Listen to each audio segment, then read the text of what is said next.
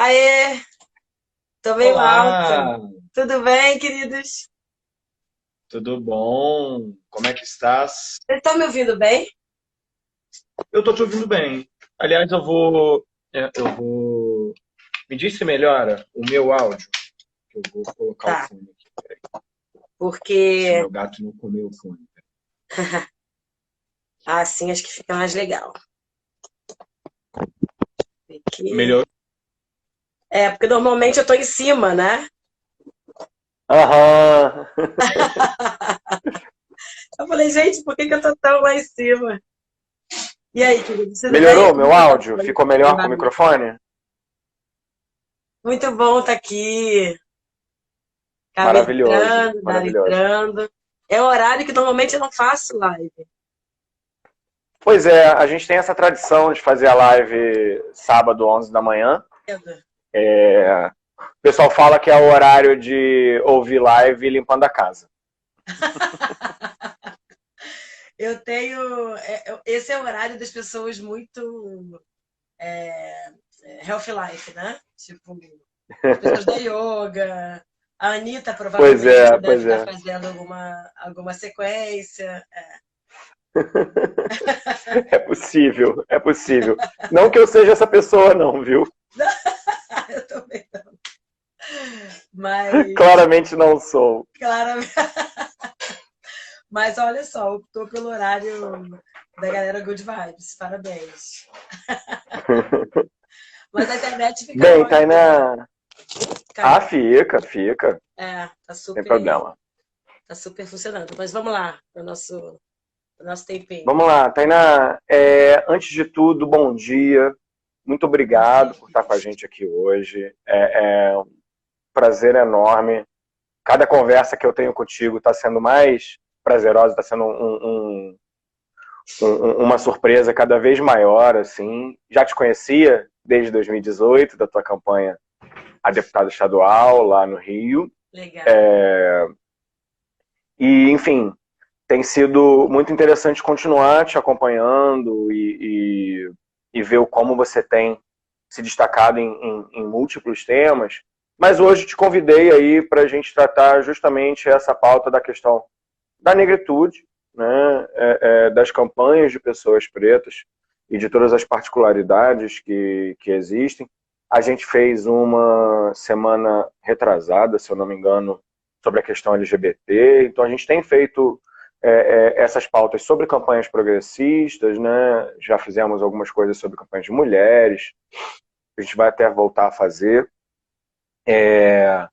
Mas aí eu queria abrir da mesma forma que eu abri essas últimas, assim, dá um panorama geral para a gente, Tainá. Por que lutar pela pauta da negritude?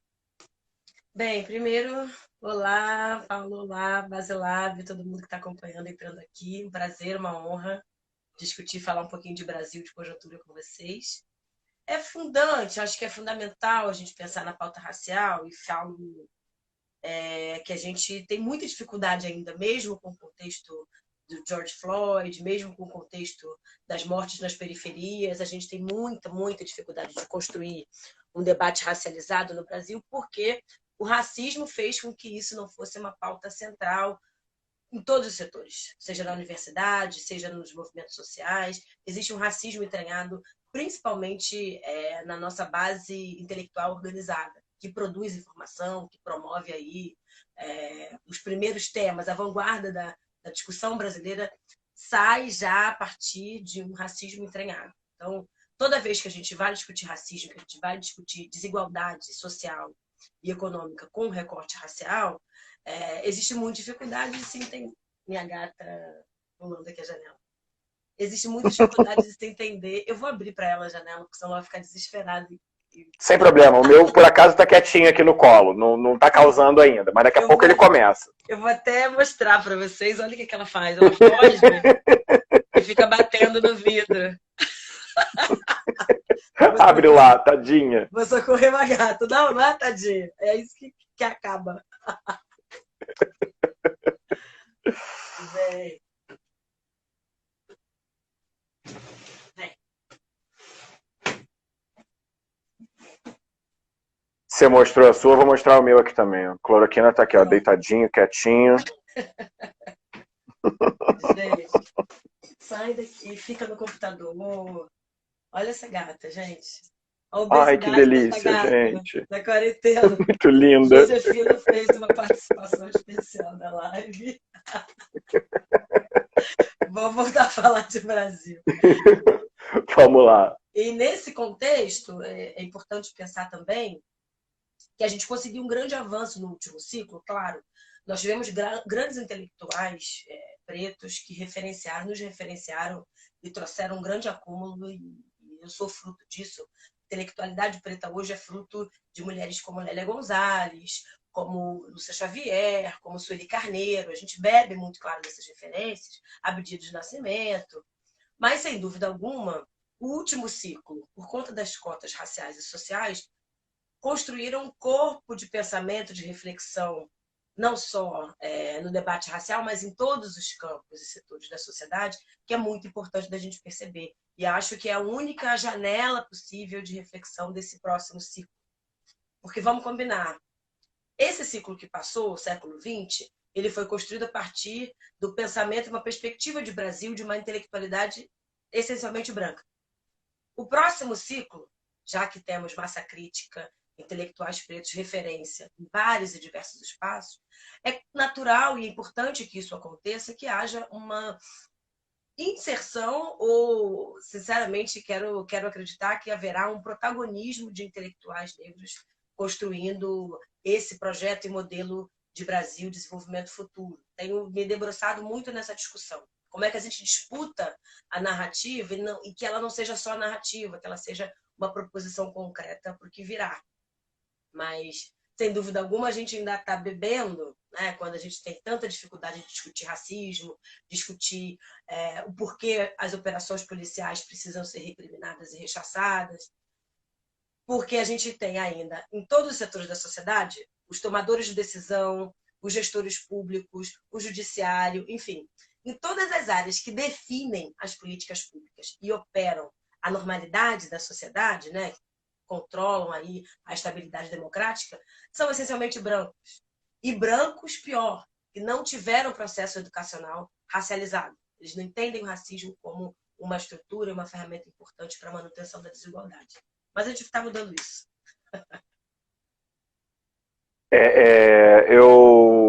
Nesse papo que eu estava tendo sobre a questão LGBT com o Eliseu, né, foi muito interessante uma coisa que a gente, enfim, no papo acabou surgindo, e da gente parar de chamar um pouco isso de pauta identitária e chamar mais de pauta civilizatória. Sim. Né?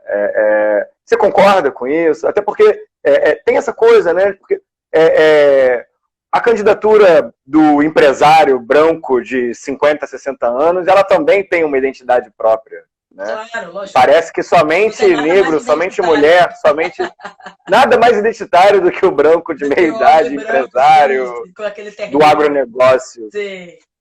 Muito importante falar isso, porque é claro, né? Porque o racismo faz com que a lógica branca seja norma, né? Seja estabelecida, mesmo enquanto minoria demográfica e enquanto minoria econômica, se a gente pensar, os ricos são minoria, né? Existe um grupo minoritário que domina as decisões majoritárias. Nós somos as maiorias e não as minorias. E aí a gente entende a perspectiva de minoria do Brasil entendendo que as pautas das identidades são as pautas das minorias. E isso, é claro, bebido totalmente de uma lógica eurocentrada de pensar a realidade de uma cidade-colônia, por exemplo. Em Londres, os negros, de fato, são minoria. Em Nova York, os negros são minoria.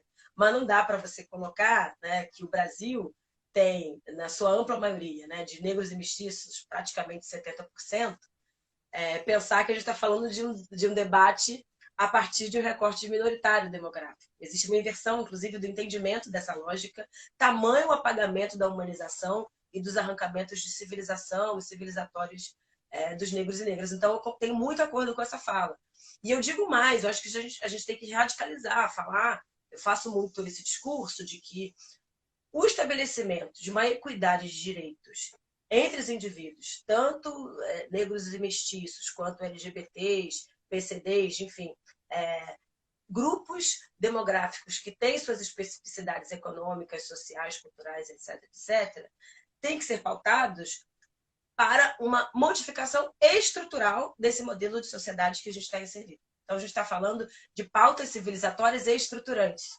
A gente não está falando de pautas minoritárias e das identidades. E aí, falando muito como o movimento negro conseguiu consolidar e avançar aqui, nós falamos muito das ações afirmativas no século XX, né? A Conferência de Durban, que culminou, por exemplo, na construção da primeira lei assinada pelo nosso saudoso presidente Lula, que foi a 10.639, a inserção da cultura de matriz africanas no ensino fundamental, para quem não sabe.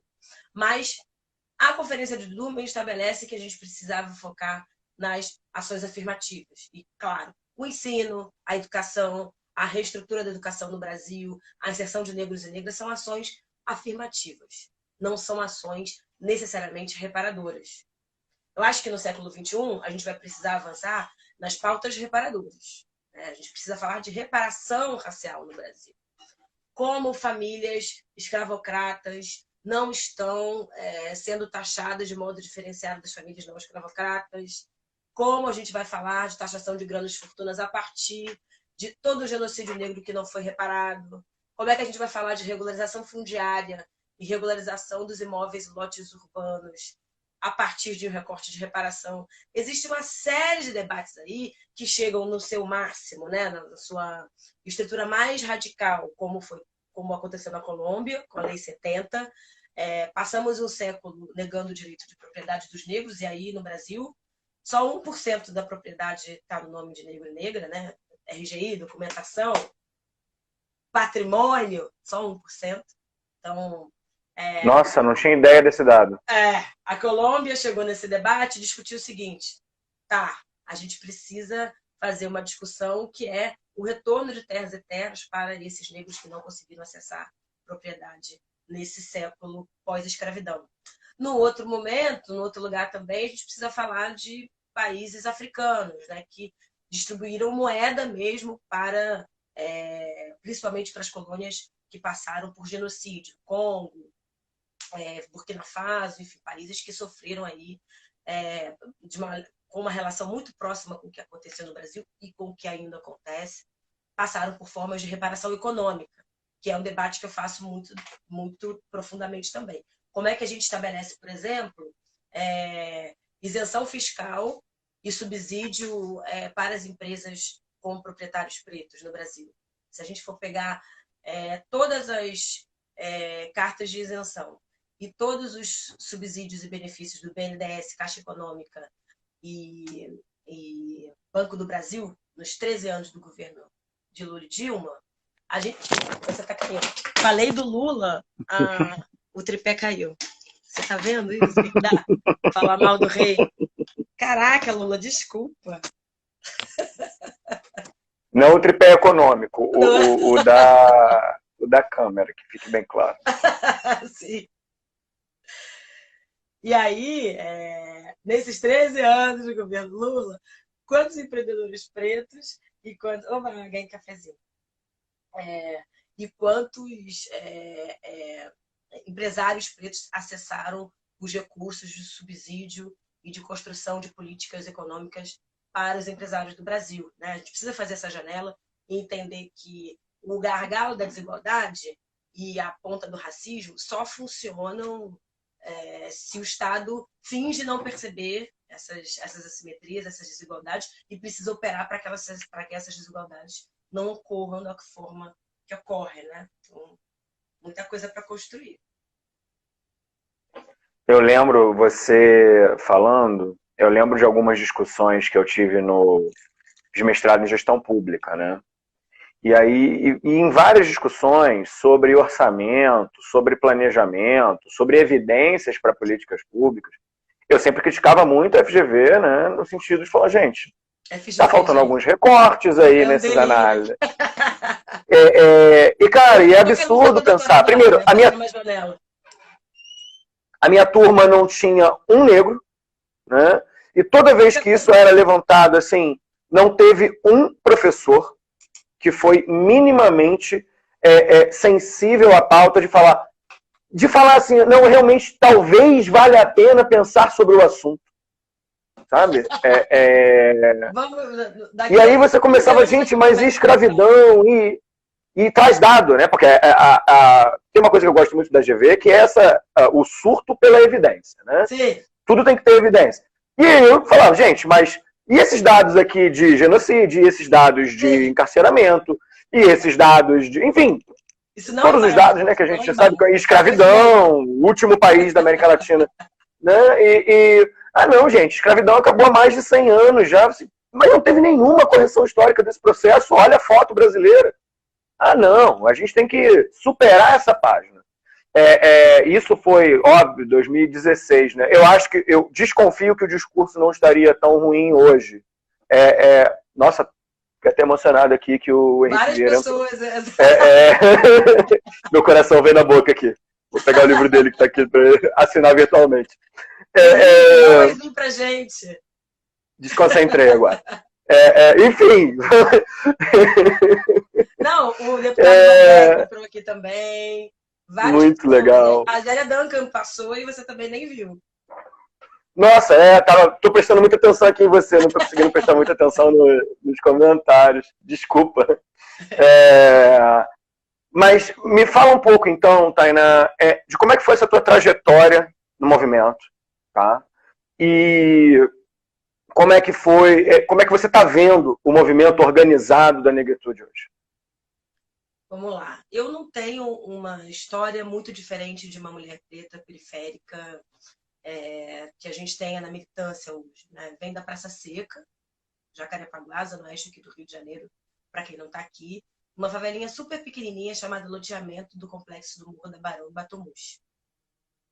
Essa favela me ajudou muito a pensar na desigualdade, entender o quanto determinadas figuras, elas pretas, elas periféricas, elas majoritariamente mulheres, tinham mais dificuldade do que outras de acessar a cidade. Eu sempre estudei longe, por exemplo, eu sempre tive que pegar ônibus 284, agora 383, enfim, sempre tive essa relação muito distante com essa cidade. E uma dificuldade física mesmo de me locomover e conseguir ir ao mercado, fazer coisas básicas, né, do cotidiano das pessoas. A gente passava, e até hoje as pessoas que moram lá atravessam 125 degraus para subir e para descer para conseguir comprar 1 quilo de açúcar. Essa trajetória me obrigou muito, né, a construir redes locais, né, de convivência, de sobrevivência, e me ajudaram muito na forma de me organizar. Minha primeira militância foi na Pastoral de Favelas, salve Pastoral, sempre passa alguém aqui. E ela foi muito importante e fundamental para eu construir o processo político e ser essa mulher que eu sou hoje. Eu me filiei por conta da Pastoral de Favelas, por conta dessa minha aproximação com a luta da favela no Partido dos Trabalhadores muito jovem, com 16 anos. E desde então, eu sempre construí o debate de favela a partir deste lugar de pautar política pública, construir um outro futuro para esses territórios, para essas áreas. Nessa pegada, eu fiz arquitetura, e aí, falando que eu gosto sempre de comparar os